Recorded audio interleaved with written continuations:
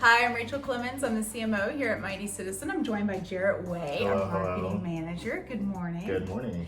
This is a Mighty Citizen video series, and we're going to talk today about content, which is something we talk about a lot. If you're following us, you know that we talk about content. We produce a lot of content. We love content. We love content. So, Jarrett, tell me a little bit about why producing a lot of content is really important. Yeah, for any organization, but especially a smaller organization, it can help you reach some of your really big organizational goals, right?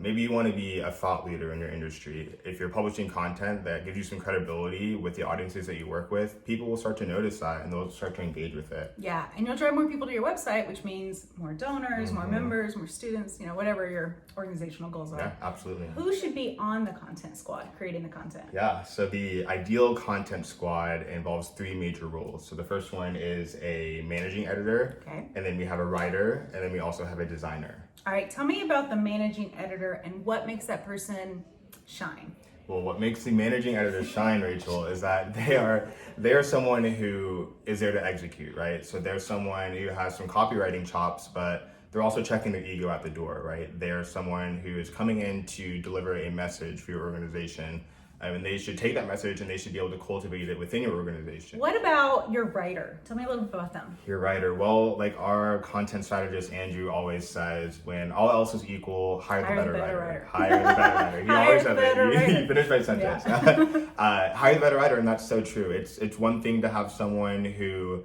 academically, they know grammar, syntax, punctuation, all those things. But it's another thing to have someone who can truly tell a story about your organization, right? Yeah. All right, we talked about our managing editor, our writer. Tell me about the designer. Well, actually, Rachel, one thing that you always say is that design is no longer a luxury. It is the cost of entry. That's right. So what do you mean when you say that? What I mean is, you have to look at design as being part of your business culture. So just like you wouldn't have an agency or organization without HR, you wouldn't have one without design either. It's such a critical component of the way we exhibit ourselves to the world. Right, and actually 65% of people are visual learners. So think about the impact that can make for your organization if you start to focus on some more of those visual design elements for your content.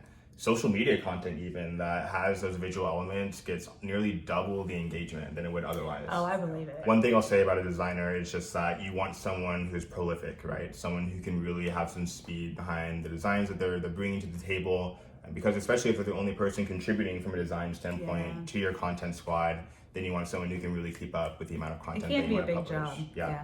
And what about the people that are watching that are a team of one? We know there's a lot of you out there, small little scrappy orgs. What about those people? How do they begin to create more content and to build up those teams? Yeah, so working with the mission-driven organizations that we do, we know that there are a lot of one-person teams out there, and we salute you. You are doing some amazing work, and you're often wearing all three hats, if not more. So you're just overwhelmed with the amount of content that you need to be able to produce. You're overwhelmed with being the only person who is managing a content governance or content strategy plan to begin with.